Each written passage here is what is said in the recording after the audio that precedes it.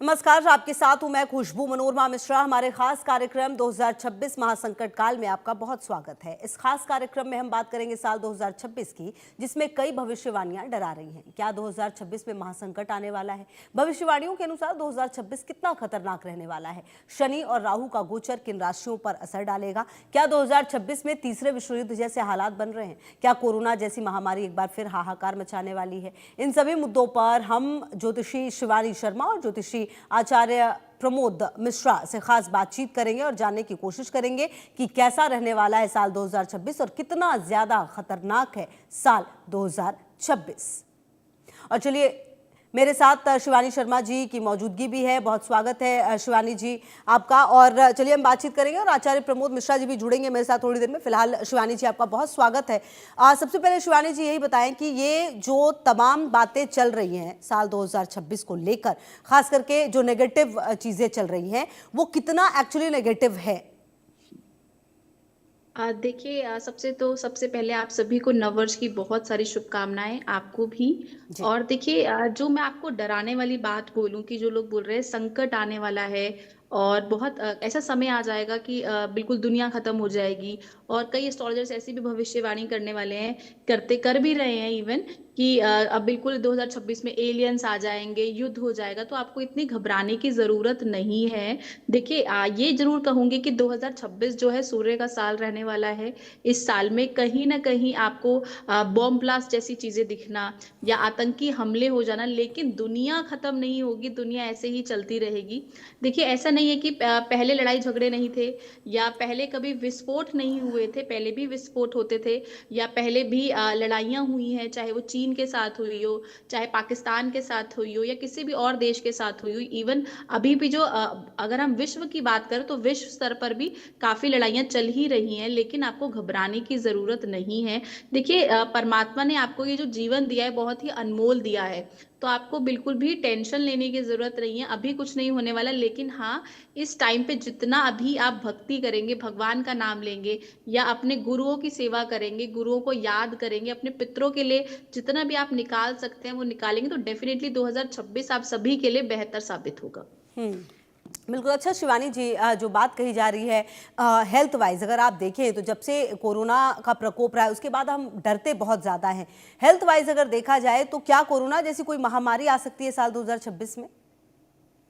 देखिए, इस साल जो हम बोलेंगे ना, अगर हम हेल्थ इश्यूज की बात करें तो हेल्थ इश्यूज तो देखिए कोविड के बाद से भी अगर हम स्तर देखें तो जितने भी रेस्पिरेटरी इश्यूज हैं वो सब आप देख रहे हैं सामने आ रहे हैं। लेकिन 2026 में अगर मैं किसी बड़ी महामारी की बात करूं, अगर मुंडेन एस्ट्रोलॉजी के पॉइंट से, तो आप इस साल देखेंगे लोगों को ब्रीथिंग से रिलेटेड इश्यूज आ जाना, या कोई ऐसा वायरस इन्फेक्शन आ जाना जिसका आपको पहले पता ही नहीं था, ये जो था भी तो और एक्टिव हो गया है कई हद तक।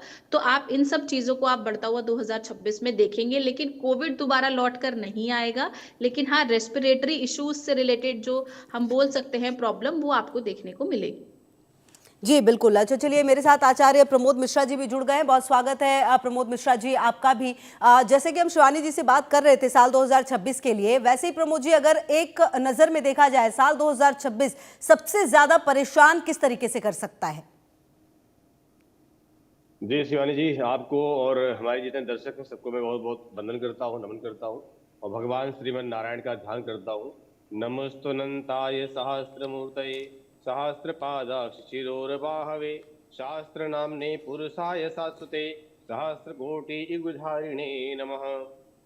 देखिए 2026 की जो चर्चा हम लोग कर रहे हैं और अभी जो है शिवानी जी ने भी अपने तरीके से बताया, समझाया, कई तरीकों से है। जैसे कि अगर हम कहें कि राजनीति के बारे में, तो बहुत सारे राजनीतिक बदलाव भी कराने की संभावना 2026 रखता है अपने आप में।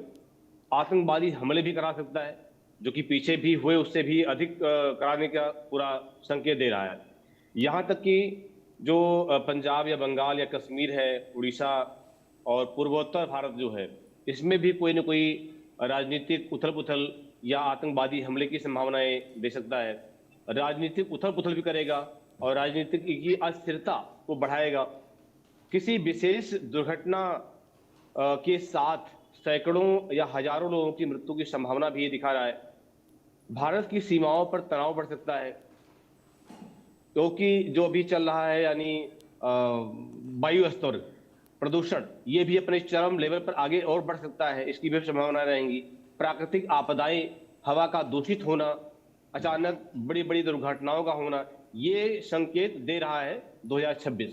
कारण यहाँ पर देखिए तो राजा तो गुरु हैं, लेकिन मंत्री मंगल हैं। बीच में कई बार जो है काल सर्पयोग जैसे महायोग बनने की संभावनाएं हैं, मंगल शनि के योग बनने की संभावनाएं बीच बीच में आती रहेंगी। तो इस कारण ये जो है, जैसे कहा जाए कि 2 अप्रैल से 10 मई का जो समय है, ये मंगल शनि का जो योग आएगा, ये एक बहुत खतरनाक योग होगा, बड़ी बड़ी दुर्घटनाओं को लेकर आ सकता है और बड़े बड़े विनाश का कारक बनेगा। विश्व स्तरीय, ये भारत ही नहीं, ये विश्व स्तरीय दिक्कत पैदा करेगा। और मंगल राहु का जो योग आएगा, यहाँ पर गुप्त शत्रु, बड़े बड़े षड्यंत्र और बड़े बड़े भयानक युद्ध, जो कि कई युद्ध कई देशों में भी चल भी रहे हैं, उनमें और जो है बड़े रूप में उसमें आ सकता है। तो इस तरह से योग जो आएंगे, ये बड़े खतरनाक योग भारत के लिए और विश्व के लिए भी साबित हो सकते हैं। राजनीतिक उथल पुथल में मैं अगर बात करूं तो बड़े नेता के पद को छोड़ने का, या ये भी कहे कि यहाँ किसी और भी देश में या भारत में भी बड़े नेता का दुर्घटनाग्रस्त होना, ये सब जो है दृश्य 2026 हमें दिखा रहा है। शिवानी जी। जी बिल्कुल।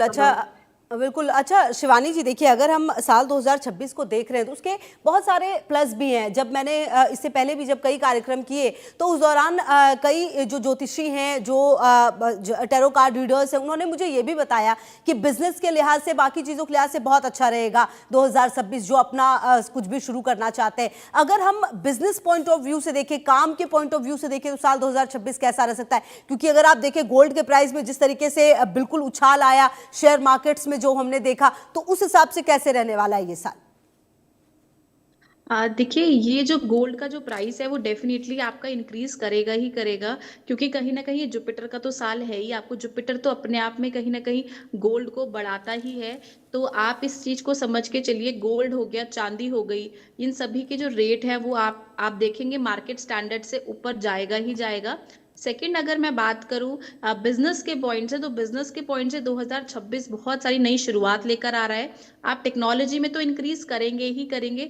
आप देखेंगे लोग इस साल ज्ञान भी बहुत अर्जित करेंगे, क्योंकि जुपिटर लग रहा है तो कहीं ना कहीं वो ज्ञान का भी प्रतीक है। तो डेफिनेटली आप बहुत सारी चीजों को सीखेंगे, नई चीजों को सीखना लोग कोशिश करेंगे। नई टेक्नोलॉजी हो सकती है, या कोई नई लैंग्वेज हो सकती है, नई एडुकेशन। अपने जितना भी यूथ है उनकी आप देखेंगे कि वो कुछ ना कुछ नया जरूर सीखेगा या नया इनोवेशन करेगा। आप देखेंगे इस साल आपको बहुत सारी नई इनोवेशंस भी देखने को मिलेगी। साइंटिस्ट के पॉइंट ऑफ व्यू से भी आप देखेंगे कि हम लोग बहुत अच्छा कर रहे हैं देश दुनिया में। भारत जो है बहुत एक विश्व गुरु की ओर बढ़ता हुआ आपको दिखाई देगा। बिल्कुल आचार्य प्रमोद जी, जिस तरह से अगर बिजनेस की बात की जाए, जो जॉब्स की बात की जाए, हमने देखा है कि कई ऐसे साल भी रहे जब ज़बरदस्त तरीके की मंदी आई है, लोगों को नौकरी से निकाला गया है। क्या वैसा कुछ हम 2026 में देख सकते हैं? क्योंकि एआई बहुत ज़्यादा चल रहा है और उस वजह से कहा जा रहा है कि ये लोगों की नौकरी जो है वो छीन सकता है, लोगों के जो बिजनेस है उसमें भी कहीं ना कहीं नुकसान हो सकता है। बिल्कुल शिवानी जी, ये शंका है, ये शंका बिल्कुल है। और एक बात मानना होगा, समझना होगा कि जैसे जब 2020 को भी हमने देखा और 2021 को भी हमने देखा, बहुत बारीकी से देखा कि जब 2020 या 21 जैसी महाभयंकर कोरोना काल जैसे जैसे समय आए, तो उस दौरान जिस तरह से बड़ी बड़ी नौकरियां भी खतरे में आई, यहाँ एआई ऐसा कुछ संकेत दे सकता है। एआई अपना काम बिल्कुल करेगा, जिसके माध्यम से काफी रोजगार में भी और नौकरियों में भी काफी दिक्कतें आएंगी, इसका सामना करना पड़ सकता है। एक और कारण है इसका, जो ज्योतिष के अनुसार जो संवत होता है, संवत अब भी अपना पूरा प्रभाव रखता है, संवत अपना पूरा फल देता है। संवत का जो नाम है वह है रौद्र नाम का संवत, जो कि 19 मार्च से प्रारंभ होगा। अब रौद्र अपना आएगा तो रौद्र हर तरह से, जैसे कि मैंने अभी आपको पहले भी बताया कि वो हर तरह से वो कई सारी दिक्कतों का सामना कराएगा, हमें दिखाएगा भी। ऐसे ही नौकरियों में भी और व्यापार में भी उतार चढ़ाव देगा। देखिए, एक बात बहुत समझने वाली बात है, और ये बात भारत के भविष्य में भी रही है, भारत की भूतकाल में भी रही है, क्योंकि ज्योतिष जो है ये भारत की ही देन है। तो ये जानना होगा कि धर्म एव हतो हंति धर्मो रक्षति रक्षिता। जब हम अध्यात्म से जुड़े होते हैं, बेशक हम परिस्थितियां कोई भी हमारे सामने आ रही हूं, परिस्थितियां कैसी भी आई हूं, चल रही हूं, लेकिन कहीं ना कहीं जो धर्म होता है वह हमारी सहायता करता है, हर तरह से करता है। बेशक वो हमें आंखों से दिखाई ना दे कि हाँ किस तरह कर रहा है, लेकिन हाँ वो अपने तरीके से हमारा हमारा जो लाभ कर रहा होता है, हमारी हेल्प कर रहा होता है। तो मुझे लगता है कि परिस्थितियां कैसी भी जीवन में आएंगी, उतार चढ़ाव आएंगे, और टेक्नोलॉजी के माध्यम से, जैसे कि एआई की बात हमने की, ये अपना काम करेगा। लेकिन कहीं ना कहीं व्यक्ति जब अपने नियमित नियम से जुड़ा हुआ होता है, धर्म से जुड़ा हुआ होता है, अपने काम को तरीके से कर रहा होता है, तो यह संसार चल रहा होता है 9 ग्रहों से। ग्रहाधीनम जगत सर्वम, ग्रहाधीनम नरावरः। ग्रहों के अधीन पूरा संसार है, पूरी सृष्टि है।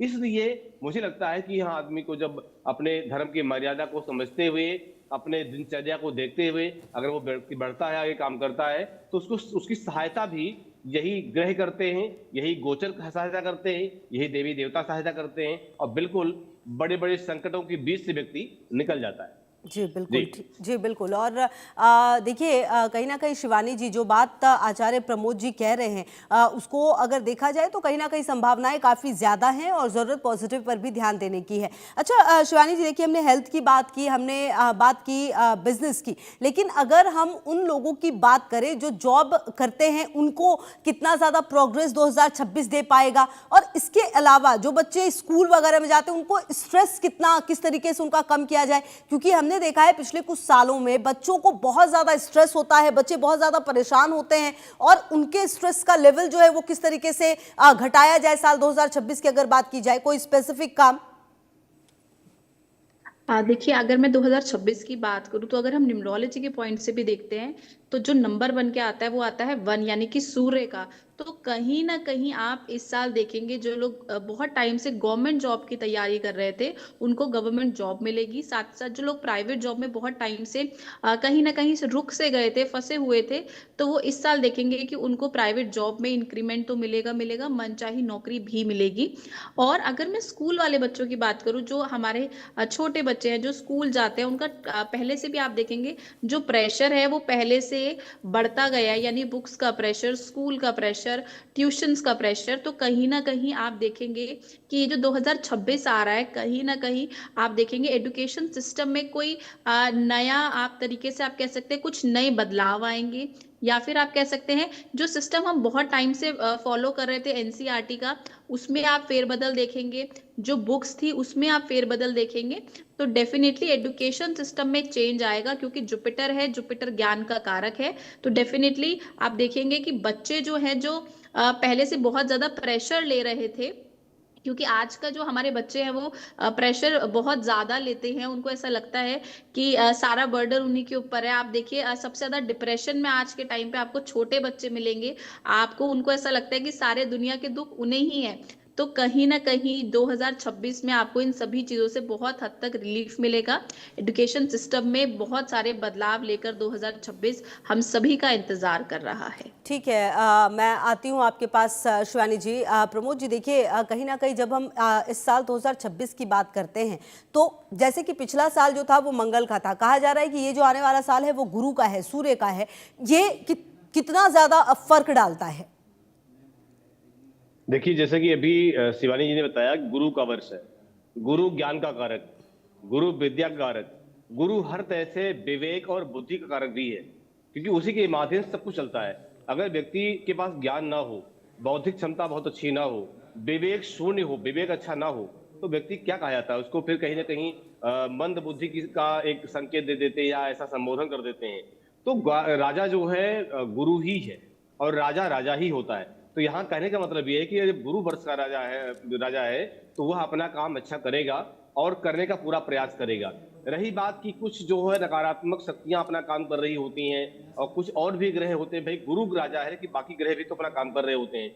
तो इसलिए उनके माध्यम से, चाहे वो मंगल शनि का योग हो, चाहे बीच में काल सर्प योग का आना हो, चाहे राहु मंगल का योग आना हो, ये बीच बीच में जो समय आएंगे, मई के महीने में, अप्रैल के महीने में, जून के महीने में, ऐसे समय जब बदलाव आएगा, तो यह समय अपना पूरा प्रयास करेगा कि हाँ जो है विश्व को में उथल पुथल कराया जाए, या बड़े बड़े संकट को दर्शाया जाए, दिखाया जाए। इससे पूरा प्रयास होगा, करने का प्रयास होगा। लेकिन जब राजा गुरु है और व्यक्ति भी गुरु का सहारा लेगा, यानी ज्ञान का सहारा लेगा, अपनी शक्ति भक्ति का सहारा लेगा, तो बचाव होता है।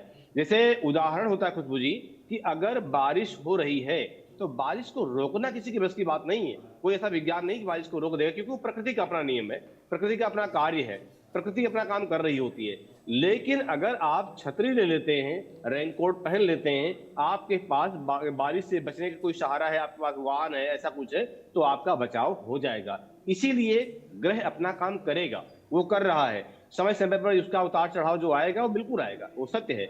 लेकिन जब हम अपने तरीके से, अध्यात्म के तरीके से, ज्ञान के तरीके से, विवेक की विधियों से जब हम गुरु का सहारा लेते हैं, गुरु की शरणागति करते हैं, तो वर्ष का राजा गुरु है, हमें बचाता भी है, हमारी रक्षा ज्ञान से करता है, हमारी रक्षा अध्यात्म से करता है, हमारी रक्षा धर्म से करता है। इसलिए इस गुरु के वर्ष में अगर हम धर्म से धार्मिक बन के चलते हैं, और चाहे वो किसी प्रकार से हो, जैसे बहुत सारे लोग कुछ भी कहते कुछ और है, करते कुछ और है, बारिश का दोष होता है, मन का दोष होता है, कार्य का दोष होता है, कर्म का दोष होता है, तो आदमी को मनसा वाचा कर्मणा, मन वचन कर्मों से किसी भी परिस्थितियों से बचना चाहिए। परिस्थितियां कैसी भी हो, नकारात्मकता से बचना चाहिए। अगर बचाव करता है तो उसका बचाव भी गुरु करेगा, यानी ईश्वर करेगा, भक्ति करेगी। इसलिए अपना अपनी रक्षा, अपना बचाव आपके हाथ में है।